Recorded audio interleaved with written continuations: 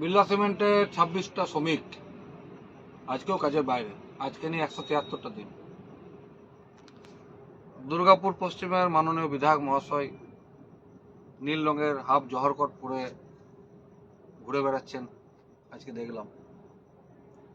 দুর্গাপুর পশ্চিমের তৃণমূলের শাসক দল, তৃণমূলের বড় বড় নেতারা নানা রকম উদযাপন করছেন, হাততালি, সিটি, অনেক কিছু হচ্ছে।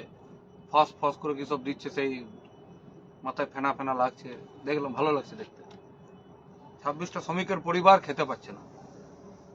এই 26টা শ্রমিকের স্ত্রীরা প্রতিদিন হাঁড়িটা নড়ি দেখছে কতটুকু চাল আছে। আজকে যখন এলাকাতে, দুর্গাপুর শহরের এলাকাতে, বিস্তীর্ণ এলাকাতে সাধারণ মানুষ ঠান্ডায় কাঁপছে, গরিব মানুষের টালির চালের বাড়ি আজও, বড় বড় নেতারা স্করপিও, ফরচুনার চেপে ঘুরছেন। বিধায়ক মহাশয়ের ছেলে এসিএলে চাকরি করছেন, মেয়ে চাকরি করছেন।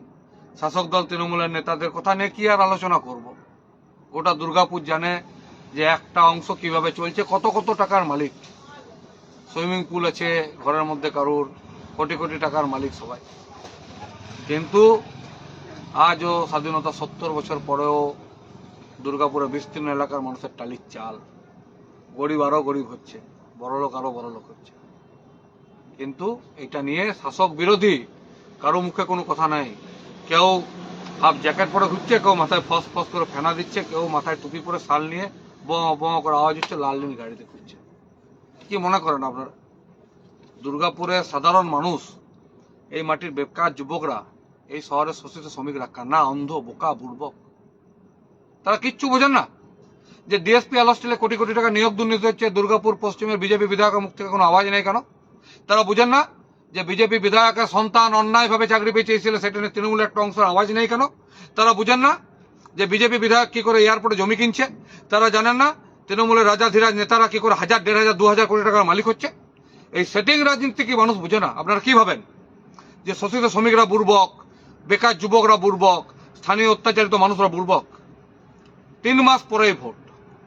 এইবারের লড়াইটা শুধু ভূমি রক্ষা কমিটির জন্য নয়, শোষিত যুবকদের জন্য নয়, অত্যাচারিত শ্রমিকদের জন্য নয়। এই লড়াইটা সাধারণ মানুষেরও আর পার লড়াই। দুর্গাপুরের মানুষের কাছেও এই লড়াইটা আর পারের লড়াই।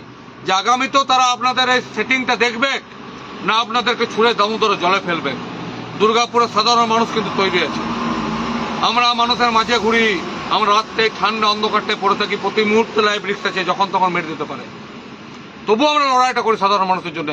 মানুষ অঙ্গীকারবদ্ধ যে এইবার আপনাদের ছুঁড়ে ফেলবে, এইবার ছুঁড়ে ফেলতেই হবে।